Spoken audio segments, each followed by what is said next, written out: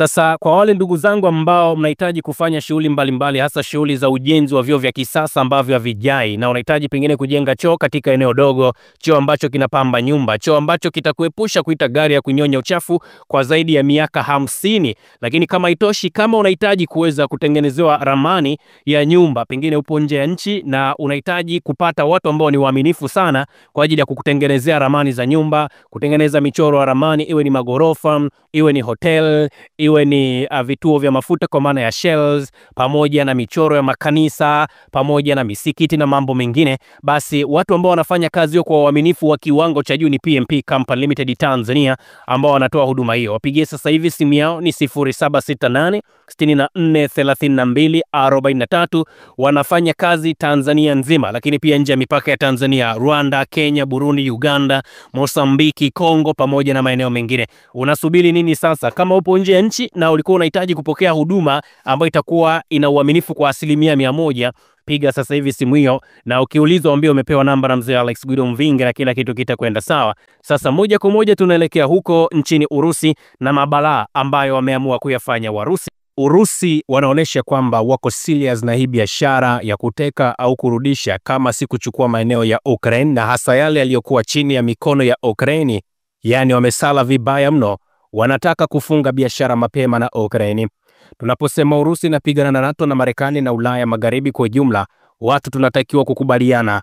Sasa ndani ya siku 5 tu za Marekani tangu iondoe huduma za internet na ujasusi pale nchini Ukraine, jeshi la Urusi limefanikiwa kukomboa maeneo zaidi ya 32 katika mkoa wa Kursk ambao ulikuwa unashikiliwa na Ukraine tangu mwezi wa 8 mwaka 2024. Mnamo Machi 8 hadi 9 peke yake, Urusi ilifanya maamuzi magumu, hasa upande wa kaskazini, maamuzi ambayo yamesababisha ukombozi wa makazi 7 pamoja na Malaya Lonknaya, Cherkaskoye, Peloshnoye, Kosista, Lebedovika, Viktorovika, Nikolaevika pamoja na Straya Soroshina. Mnamo Februari, jeshi la Urusi pia lilifanikiwa kudhibiti maeneo 5 likiwemo lile eneo la Pogrebik, Orovika, Nikoliskaya, Novaya Soroshina pamoja na Siverodiskove. Lakini kufikia Januari 17, Wizara ya Ulinzi ya Urusi iliripoti kwamba 63.2 kilomita za mraba 801 katika mkoa wa Kursk ambao hapo awali lilichukuliwa na jeshi la Ukraini, ambapo lilikuwa tayari limekombolewa, kati ya kilomita za mraba 1268. Wakati wa wiki 2 za kwanza za mwezi Januari, vikosi vya Urusi vilifanikiwa pia kukomboa makazi 4 ikiwemo ile Alexandria, Leonidovo, Luskoye, Peroshnoye pamoja na Klugnelkoye, kwa kuongezea maeneo mengine ambayo Urusi ilikomboa mnamo Januari 31, 2025 ilikuwa ni ile Nikolaevo, Daryino. Haya ni maeneo ambayo yalikombolewa na Urusi. Mnamo Disemba mwaka 2024, jeshi la Urusi lilikomboa maeneo 3, Plekhikovo, Daryino pamoja na Novo Ivanovika. Septemba iliyopita mwaka 2024 ilikuwa na idadi kubwa zaidi ya makazi ambayo yalirudishwa na Urusi, ambapo zaidi ya maeneo 12 yalikuwa yamerudishwa na Urusi, na maeneo hayo yote hivi sasa tunapozungumza yapo katika mikono salama ya Urusi. Mkoa wa Kursk, ifahamike, ulikumbwa na mashambulizi makubwa kutoka Ukraine tarehe 6 Agosti mwaka 2024. Hali ya hatari ya shinikizo ilianza kutumika katika eneo hilo, ambapo raia walihamishwa kutoka katika maeneo ya mpakani, na kwa mujibu wa Wizara ya Ulinzi ya pale Urusi, Kiev imepoteza zaidi ya wapiganaji wanajeshi 64,000 tangu mapigano yaanze katika eneo la Kursk, ambapo operesheni ya kuangamiza wanajeshi wa Ukraine kwa hivi sasa inaendelea katika viwango vya juu kabisa. Na ndio maana nimezungumza nikasema hivi sasa Urusi naona kama wako serious na hii biashara ya kupambana na Ukraine na kuhakikisha wanayarudisha maeneo yote ambayo yalikuwa yamechukuliwa na jeshi la Ukraine katika mkoa huo wa Kursk, ambapo hii ilikuwa ni moja kati ya taarifa mbaya sana kwa Urusi kwamba iliwezekana vipi wakapoteza maeneo hayo, lakini kwa hivi sasa tunaona wamefanikiwa kwa kiwango kikubwa zaidi kurudisha maeneo ambayo yalikuwa yamechukuliwa na Ukraine. Lakini pia tumeona Ukraini wamelalamika, wamesema Urusi imeongeza takribani 22% ya mashambulizi kwa kutumia droni katika kipindi cha kuanzia mwezi Februari mwaka 2025. Hii ni kauli ambayo imetangazwa na waziri wa masuala ya ulinzi wa pale nchini Ukraine anayefahamika kama bwana Oleksandr Syrskyi, ama ametoa taarifa hiyo tarehe 10 mwezi wa 3 mwaka 2025, akielezea kwamba Ukraine kwa hivi sasa inaye mpango wa kuhakikisha na wenyewe wanaongeza uzalishaji wa silaha hizo ili kuhakikisha kila kitu kinakwenda sawa katika eneo hilo la special military operation. Lakini pia kwenye zile ripoti nyingine ambazo tumeona Ukraine wanaielezea ni juu ya kile ambacho Urusi wamekifanya mara baada ya kufanya mashambulizi pale nchini Ukraine, wakaona haitoshi. Sasa wameelekea kule nchini Uingereza, ambapo taarifa tulizokuwa nazo leo tarehe 10 mwezi wa 3 mwaka 2025 ni zile ambazo zinaelezea juu ya Urusi kuwafukuza wanadiplomasia wawili kutoka pale nchini Uingereza. Hii ni kauli ambayo imetolewa na Urusi. Hawataki mchezo kabisa. Wafanyakazi wawili kutoka katika ubalozi wa Uingereza wametakiwa kuondoka mjini Moscow ndani ya wiki 2 kuanzia leo. Hii ni kwa mujibu wa shirikisho la Urusi.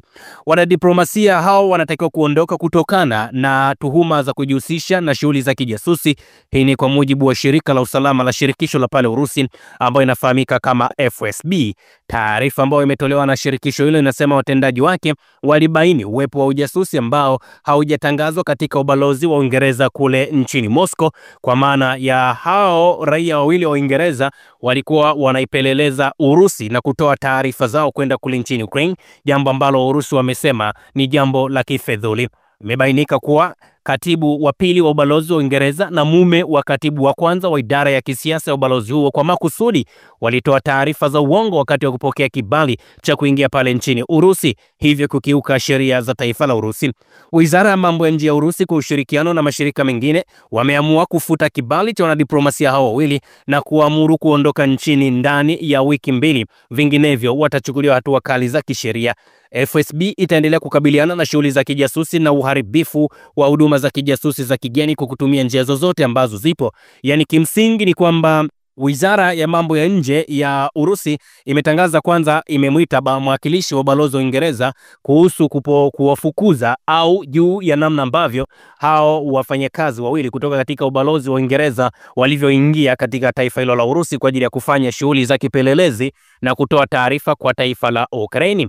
Kwa mujibu wa video ambao mnaiona hii, inaonyesha mwakilishi wa Uingereza akitoka katika Wizara ya mambo ya nje huku akikataa kujibu maswali kuhusu athari za tukio hilo kwenye uhusiano kati ya Moscow pamoja na London. Mnamo mwezi Novemba mwaka 2024, FSB ilitangaza kufukuzwa kwa mwanadiplomasia wa Uingereza kwa kufanya kazi za kijasusi na uasi na kutoa taarifa za uongo kwa makusudi wakati akiingia nchini Urusi. Wakati huo, ofisi ya mambo ya nje ya Uingereza imeishutumu Moscow kwa kutoa mashtaka mabaya na yasiyo na msingi dhidi ya wafanyakazi wa Uingereza.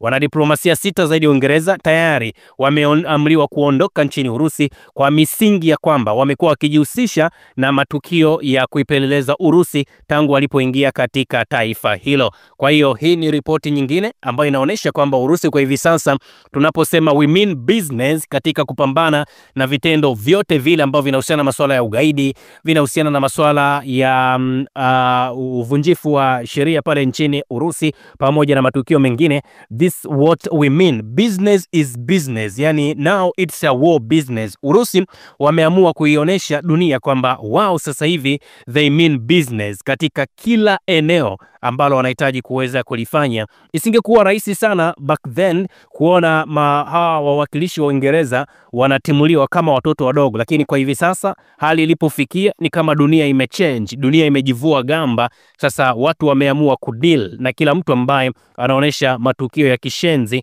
katika maeneo yao. Hii ndio ripoti kubwa zaidi ambayo pia kwa sasa ina trend, inaendelea kuzungumzwa sana, na tunasubiri tuone Uingereza yenyewe itatoa mlio wa aina gani. Of course tayari wamekwisha kuanza kusema kwamba Urusi imeanza kufanya vitendo vya udhalilishaji dhidi ya wafanyakazi kutoka katika ubalozi wa Uingereza, lakini Urusi wenyewe wamesema hivi, kamwe hawatamvumilia mtu yoyote yule wa aina yeyote anayetoka katika taifa lolote lile ambaye atafanya vitendo vya kishenzi na akavumiliwa. Jambo hilo Urusi wanasema ni big no, big note. Usisahau kusubscribe, like na kubonyeza alama ya kengele. Asante.